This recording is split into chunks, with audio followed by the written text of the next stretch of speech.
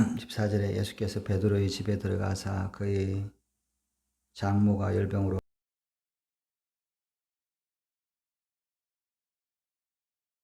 알아누운 것을 보시고 그의 이 그 세례 요한에게 세례를 받고 이제 그 세례 요한이 붙잡히셨다는 이제 소식을 듣고 요단 강가 유대 사마리아 지역에 있는 요단 강가에 있다가 갈릴리 지역으로 이제 위쪽으로 올라가게 되었습니다. 그래서 이제 갈릴리에서 제자들을 부르시고 이제 이 5장에 보면 산에 올라가셨다 이렇게 이제 말씀을 합니다. 여기에 산은 이제 뭐 이스라엘의 여러 산들이 있는 높은 산들이 우리로 보면 그렇게 높지는 않지만 이제 갈멜산이라든지 또 뭐 이런 산이라기보다는 이 갈릴리 호수 주위에 보면 이제 산들이 이제 이렇게 뭐 이름 없는 이렇게 낮은 산들이 있죠. 그 산들에서 이제 이 호수를 바라보면서 이제 이렇게 그 갈릴리 호수의 주위에 있는 산에서 이제 산상수훈을 이렇게 산에서 이제 가르침을 주시고 바로 산에서 내려오셔서 이렇게 가브나움으로 들어가셨습니다. 이 가브나움으로 들어가면서 이제 나병 환자를 치우시고 또 백부장을 치유하시고 그리고 이제 이 가브나움에 이제 오늘 말씀을 보면 베드로의 집에 들어갔다 이렇게 이제 말씀을 하고 있습니다. 그래서 이제 우리가 이 같은 일이 이제 일어났을 거다 이렇게 보는 것이죠. 이렇게 뭐 다른 데 가신 것이 아니라 가브나움으로 오시자마자 바로 이제 오시는 도중에서 이렇게 이 산에서 내려오시면서 이제 나병 환자를 치유하시고 백부장을 치유하시고 이제 바로 이제 베드로의 집에 들어가셨던 것 같습니다. 베드로의 집이 이제 가브나움에 있었는데 가브나움에 들어갔을 때 이 베드로의 집에는 그의 장모가 열병으로 앓아 누웠다라고 이제 말씀을 합니다. 이 아파서 이제 베드로의 장모가 이제 있었던 건지 아니면 이제 이 원래 이 장모를 모시고 있었던 건지 이제 그것은 잘 알 수 없습니다. 그런데 이제 이 아마도 이 그 베드로의 장모를 이제 이렇게 모시고 살았던 것 같습니다. 왜냐하면 베드로가 이제 우리도 뭐 저도 말씀드렸지만 이 갈릴리의 이렇게 어부가 그렇게 이제 그 뭐 아주 가난한 직업은 아니었다는 것이죠. 배를 소유하고 있었던 그런 베드로였고 또 갈릴리에서 이제 어부라고 하는 것은 그냥 아무나 이렇게 고기를 잡을 수 있는 것이 아니라 우리나라도 마찬가지지만 바닷가에 가면 어촌계라는 게 있어서 거기에 이제 속한 사람들이 이제 그 앞바다 또는 해변에 이렇게 갯벌에서 이제 해산물을 채취할 수 있는 그런 것들이 이제 다른 사람이 가서 이제 채취하려고 하면 못하죠.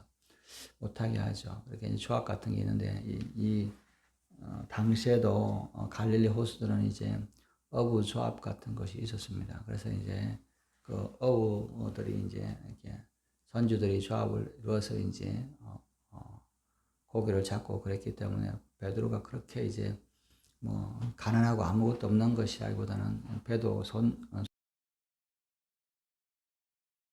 하고 있었기 때문에 이렇게 여유가 있었던 것을 볼 수 있죠. 그리고 보통 이제 이 결혼하고 이제 장모가 이렇게 그래서 아마 장인은 뭐 죽었지 않았을까 성경에 나오지 않으니까 이제 이 베드로가 이 장모를 모시고 있었던 것 같습니다. 그런데 이 장모가 열병으로 앓아 누웠다라고 이제 이야기를 합니다. 여기서 이제 우리가 열병의 원인이 뭐 여러 가지 있죠. 이렇게 열이 나는 이런 것도 있을 수 있고 뭐 어떤 것에 대해서냐 이제 정확하게는 알 수 없지만 이제 어떻든 열병으로 고생을 하고 있었다는 겁니다. 우리가 참 이렇게 뭐 독감 때문에 열이 나든지 아니면 또 뭐 다른 이유 때문에 이제 이렇게 열이 나는 경우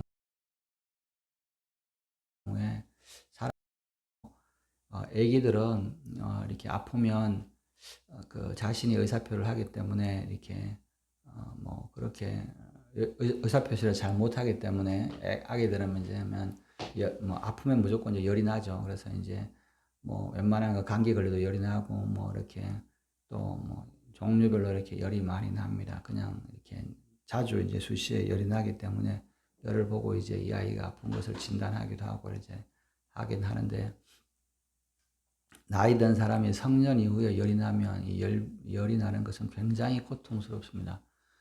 아이들이 열 나는 것보다 훨씬 더 고통스러워하죠. 아마 이 베드로의 장모도 이렇게 이제 이 열병 때문에, 원인은 알지 못하지만 이 열병 때문에 이렇게 누워 있는 것이죠. 열이 나면 뭐 어지럽고 그다음에 뭐 꼼짝을 못하고 이렇게 고통스러워하는 거니까 알아서 이제 누워 있었다라고 말씀을 합니다. 이 예수님이 갈릴리로 이제 내려와서 가버나움으로 들어가서 이제 첫 번째 집이 이제 제자 베드로를 데리고 베드로가 이제 자신의 집으로 이렇게 예수님을 모셔온 것이죠. 들어가서 보니까 장모가 이제 누워 있는 것입니다.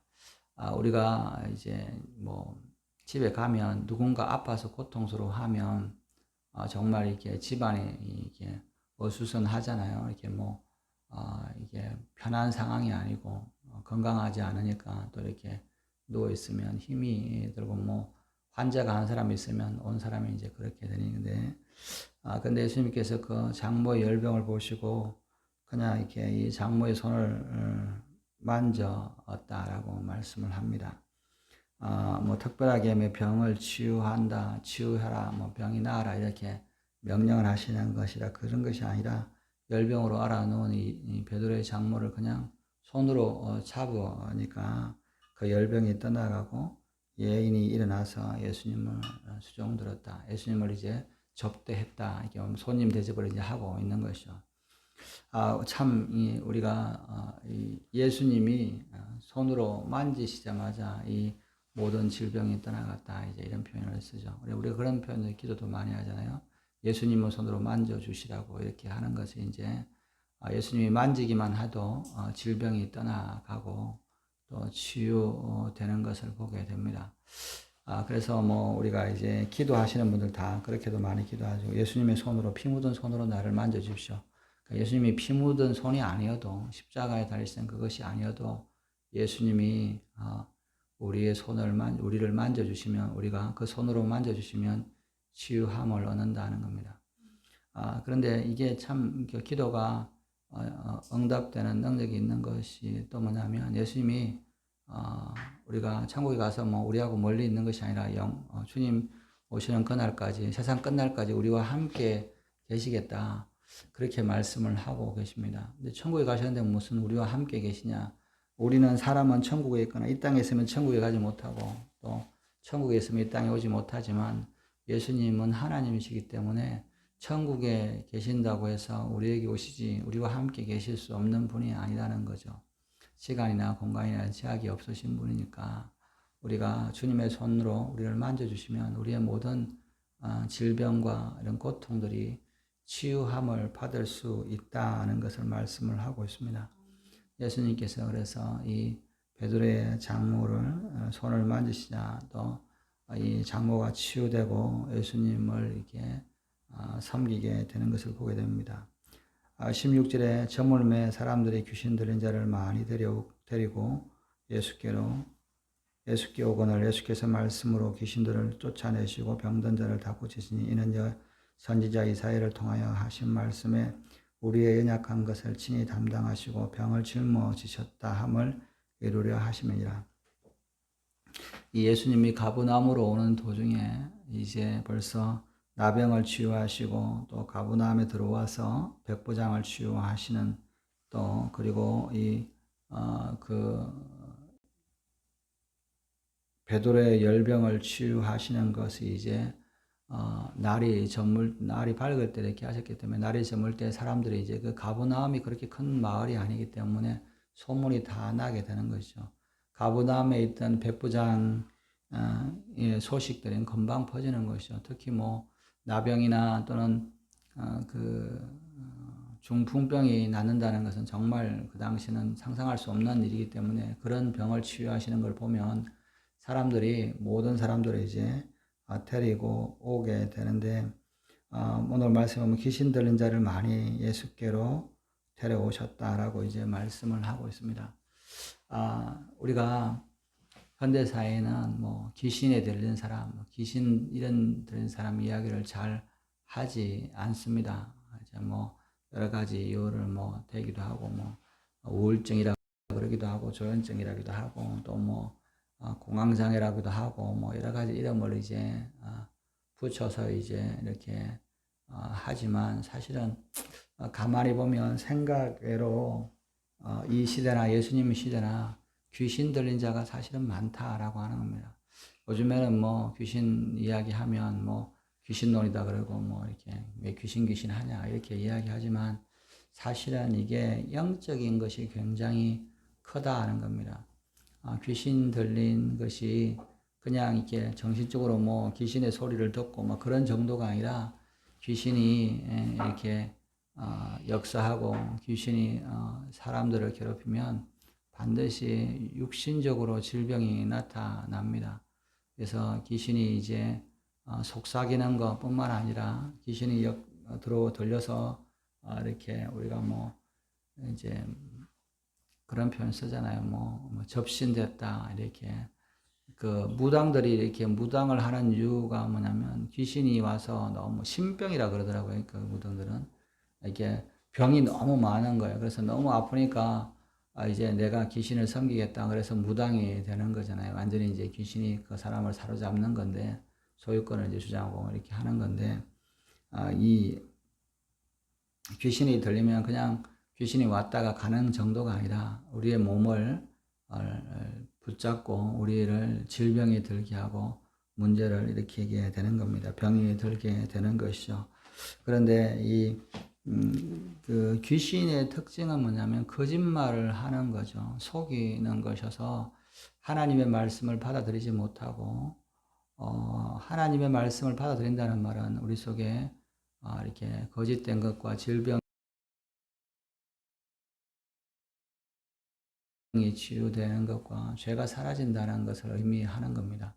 그러면 이제 우리의 모든 질병과 이런 죄로 오는 것들이 사라지는데 이 하나님의 말씀을 받지 않고 귀신의 귀신을 받았다는 말은 거짓에 속아 있다는 것이죠. 그래서 거짓 가운데 있고 죄 가운데 있으니까 결국은 이제 우리가 병이 들고 문제가 생기는데 귀신의 역사가 우리가 뭐 대단한 뭐 이런 것이 아니어도 귀신이 하는 것은 우리를 속여서 하나님의 말씀에서 떠나게 만드는 것이죠. 하나님의 말씀에서 떠나고 하나님의 를 믿는 것에서 떠나는 그것이 이제 귀신의 역사죠. 근데 사람들은 이 귀신의 역사를 잘 보지 못하면 이 하나님의 말씀을 떠나고 또 신앙을 떠나게 됩니다. 그러면 결국은 그 사람은 이제 귀신에게 붙들리게 되고 또 그로 말미암아 죄와 또 질병으로 말미암아 고통하게 되는 것이죠. 근데 예수님은 이제 그렇게 치유하는 것을 보고 많은 사람들이 귀신 들린 자를 먼저 데려왔다 이렇게 이제 말씀을 하고 있습니다. 그래서 귀신 들린 사람을 데려왔을 때 예수님께서 말씀으로 귀신들을 쫓아내시고 병든 자들을 다 고치시니 귀신을 쫓아내는 것은 사실은 하나님의 말씀이라고 하는 것이죠. 우리가 귀신이 하는 역할이 사실은 거짓을 하는 거죠. 하나님에 대해서 거짓말을 하고 하나님의 말씀에 대해서 거짓말을 하는 것입니다. 그것은 뭐냐면 하나님으로부터 떠나게 만드는 것이죠. 그런데 귀신을 쫓아내는 가장 좋은 방법은 오늘 말씀처럼 하나님의 말씀이 들어오는 것이죠. 즉 진리가 들어오게 되면 거짓된 것이 떠나가게 됩니다. 여러분 우리가 이 말세라고 하는 것이 뭐 물론 이제 여러 가지도 있겠지만 정말 중요한 게 뭐냐면 거짓이 이렇게 팽배해지고 거짓이 만연해지는 겁니다. 마지막 때의 특징은 악한 것을 선한 것이라 그러고 선한 것을 악한 것이라는 시대가 된다라고 이제 말씀을 하고 있습니다. 그 말은 뭐냐면 하나님의 말씀이 악하다라고 가르치고 또 사단의 악한 것을 선한 것이다, 하나님의 것이다라고 주장하는 시대가 온다는 겁니다. 여러분, 그래서 이 시대는 거짓이 만연하게 되는 시대가 마지막 때입니다. 그래서 거짓을 이야기하면서도 그것을 깨닫지 못하는 시대가 될 때 이 시대가 악하는 겁니다. 예수님이 다시 오셔서 천년 동안 다스릴 때의 특징은 계시록에 보면 마귀를 또 먼저 이제 적그리스도와 그 표를 받은 사람들, 선지자들, 거짓 선지자를 지옥에 던지시지만 마귀는 지옥에 던지지 않으시고 무저갱에 천년 동안 가두어 두신다라고 말씀을 하고 있습니다.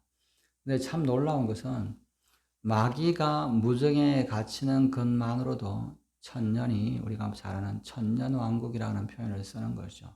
즉 예수님의 통치함과 모든 것이 풍요로움과 또 거기에 이제 구약에 보면 뭐 100세에 죽는 자들은 뭐 저주받은 자다. 그러니까 이 에덴 동산의 때처럼 이제 에덴 동산 이후에 이제 사람들이 뭐 900살 뭐 이렇게 살잖아요. 그것은 뭐냐면 비록 이제 죄를 범했지만 아담 이후로 사람들이 뭐냐면 이 죄를 범했지만 그 하나님의 말씀에 따라서 거짓이 그렇게 많이 퍼져 있지 않았던 시대라고 할 수 있습니다. 왜 그걸 알 수 있냐면 여러분 생각해 보세요. 그 홍수가 창조로부터 1636년 좀 지나고 나서 이제 홍수가 일어나거든요.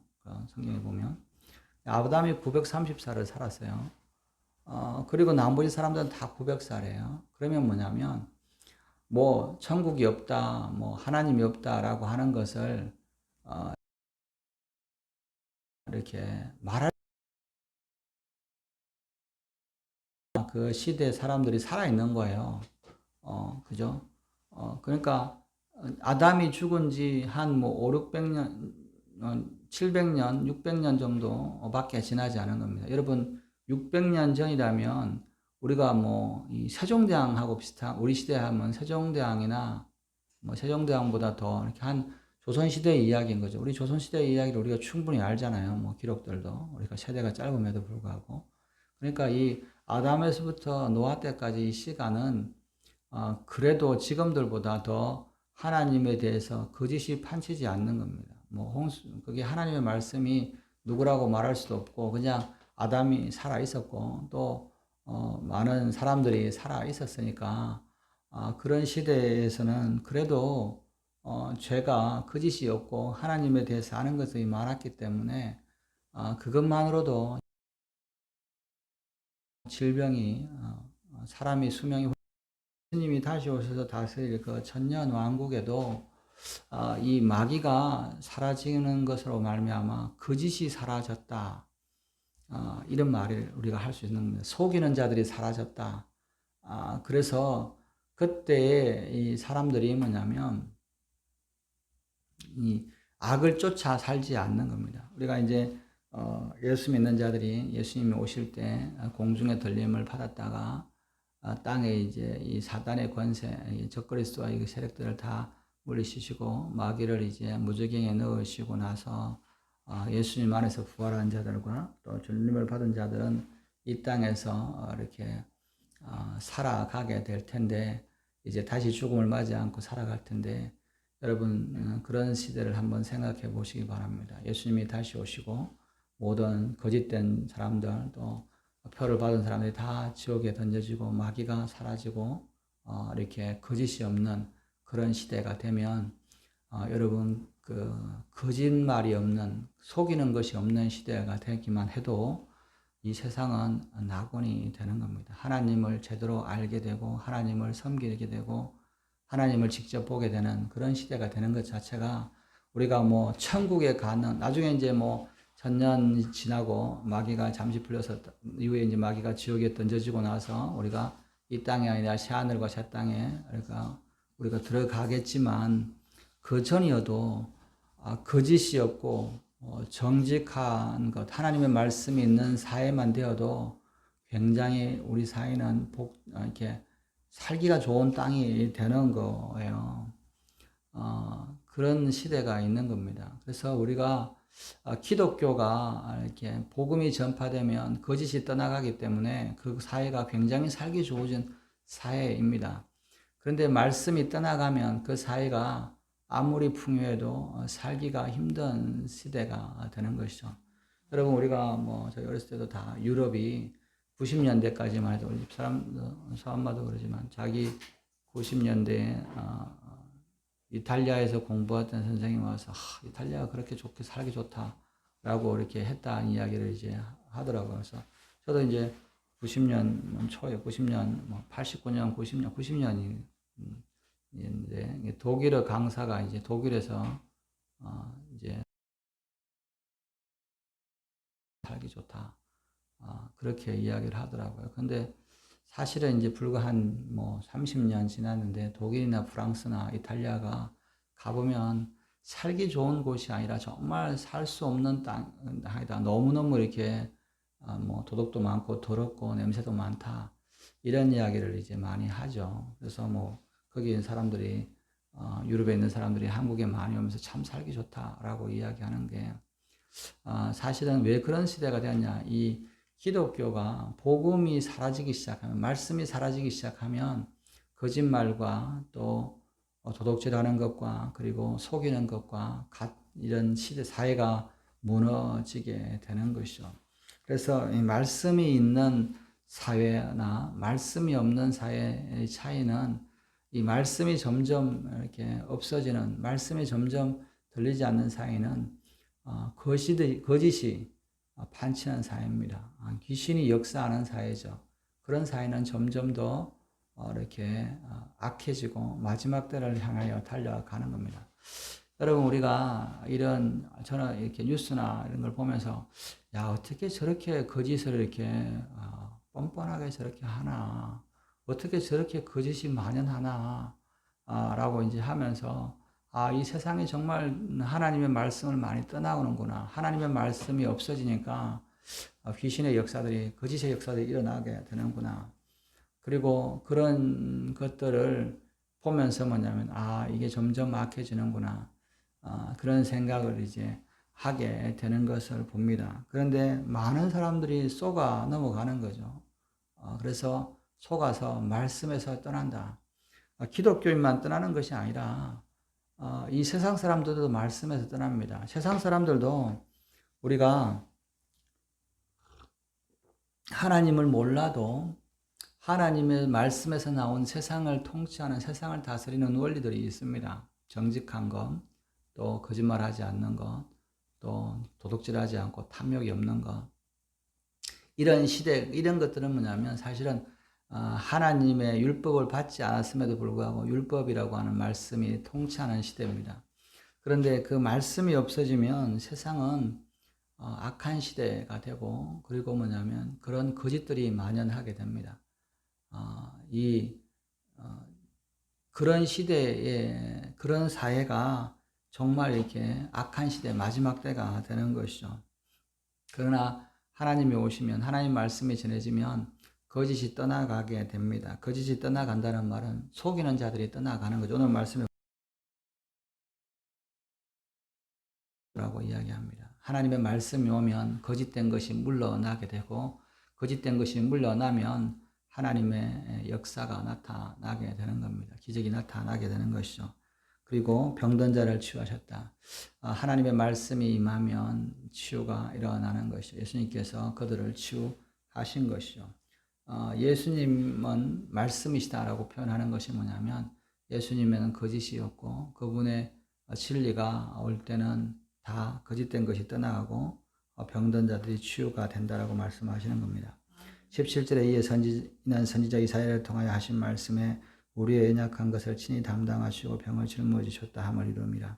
이 말씀은 이사야 53장의 말씀인데, 오늘 말씀에 보면 우리의 연약한 것을 친히 담당하고 병을 짊어지셨다 하는 말씀의 예언이 성취되었다라고 하는 말씀인 것이죠. 여러분, 우리가 성경은 과거의 사건이 아니라 성경의 모든 말씀은 사실은 예언의 말씀입니다. 아니 뭐 다 이전에 일어났던 역사 아닙니까? 과거에 그런 일이 일어났다, 몇 년도 일어났다는 것인데 왜 다 예언이라고 하느냐? 사실은 성경의 이 모든 말씀은 사실은 예언의 말씀입니다. 이 우리가 뭐 예언이라고 하는 것은 뭐 성령 은사 중에 뭐 미래에 대해서 말하는 거다. 그렇게 뭐 들려지고 이렇게 그런 거 예언이지 뭐 이게 무슨 예언이냐라고 하지만 여러분 하나님께서 이 말씀하시는 것은 예언이 아닌 것이 없습니다.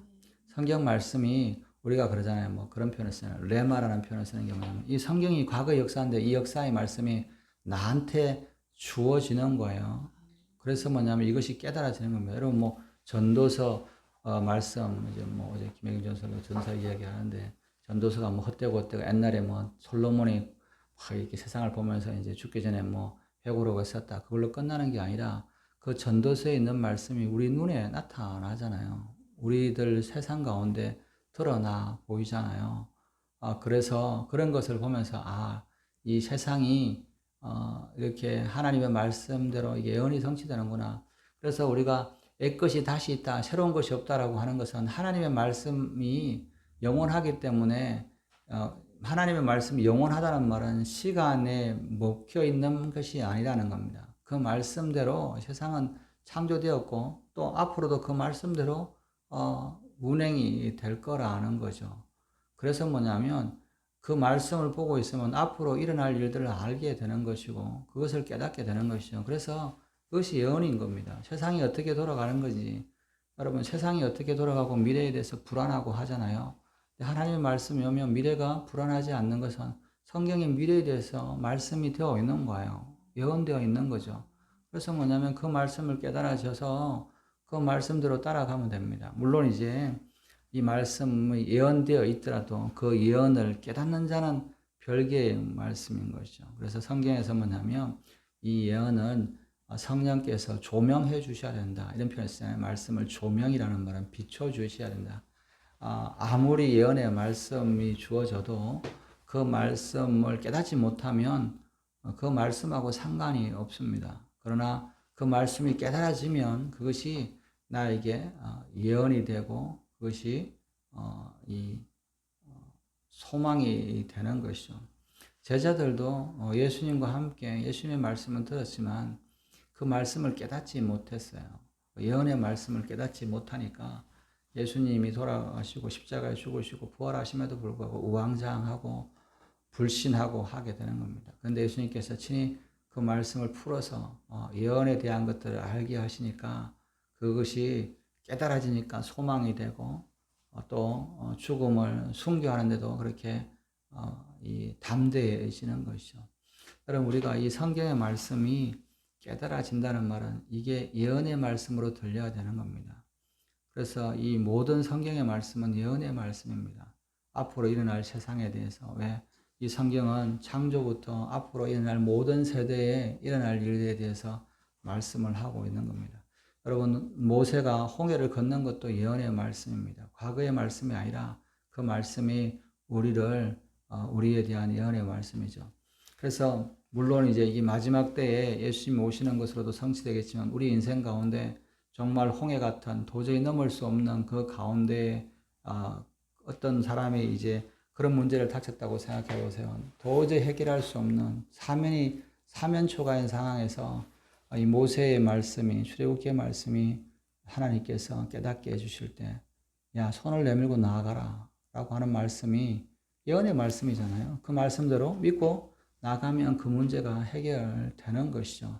하나님의 말씀은 우리 앞에 있는 등불과 같이 미래를 밝혀주신 앞을 밝혀주는 말씀입니다. 예언의 말씀입니다. 그것이 어느 것이든지 나에게 깨달아지고 하나님의 말씀으로 들려질 때 우리의 앞날에 어두웠던 이 세계가 밝아지고 또 그것을 살아갈 수 있다는 것이죠. 그래서 오늘 이 하나님의 말씀을 나의 말씀으로 받고 이 예언의 말씀으로 받고 나아가면 그것은 하나님의 은혜를 받게 되는 겁니다. 예를 들면 우리가 이사야 이 말씀은 예수님에 대한 사역의 말씀입니다. 그런데 이 말씀이 나에게 예언으로 들어온다는 말은 내가 짊어지고 있는 어려운 문제, 질병들을 예수님께서 친히 담당하셨다. 그러면 앞으로 생길 이 내 문제의 질병들도 주님께서 담당하셨기 때문에 나는 걱정할 것이 없어. 그 주님이 내 문제, 내 앞에 일어날, 내 10년 뒤에, 20년 뒤에 일어날 일도 책임져 주시고 담당하시고 감당하셨겠다라고 하는 것들이 생기면 두려움이 없잖아요. 그죠? 그리고 소망이 생기는 겁니다. 우리가 이 하나님의 말씀을, 그래서 성경에는 뭐냐면 예언을 하기를 사모해라 라는 말씀이 있습니다. 이 말은 뭐냐면 하나님의 말씀을 가지고 뭐 앞으로 뭐가 되고 몇 년 뒤에 뭐가 되고 뭐 이런 것이 아니라 이 성경의 말씀이 우리의 미래를, 우리의 앞날을 밝혀주는 미리 말씀하시는 말씀으로 우리가 받아들이는 겁니다. 우리가 예언의 말씀을 그러잖아요. 어느 날 성경을 읽다, 이 말씀은 나의 문제에 대한 말씀이네. 내 문제에 대한 해답의 말씀이네. 이런 것들을 깨달을 때가 있잖아요. 그리고 뭐냐면 그것을 통해서 이 말씀이 지금도 역사하시는구나를 아는 것처럼 우리 성경의 말씀들이 나에게 예언의 말씀으로 들려져야 됩니다. 그래야 이 시대에 거짓된 것이 떠나가고 시대를 분별하고 하나님의 말씀을 지켜 살 수 있는 겁니다. 오늘도 이 하나님의 말씀이 여러분의 삶에 예언으로 들려주시고 그래서 그 말씀이 여러분 삶 가운데 있는 거짓되고 속이는 모든 사단의 권세를 쫓아내게 하시고 그리고 여러분의 모든 삶 가운데 기적과 치유의 역사가 일어나시는 저와 여러분들 되시기를 주님의 이름으로 축원합니다. 기도하시겠습니다. 하나님 아버지, 하나님의 말씀은 진실하며 이 말씀이 아버지의 모든 거짓된 것과 흑암들을 물리치고 아버지의 빛 가운데 우리를 인도하시는 줄 믿습니다.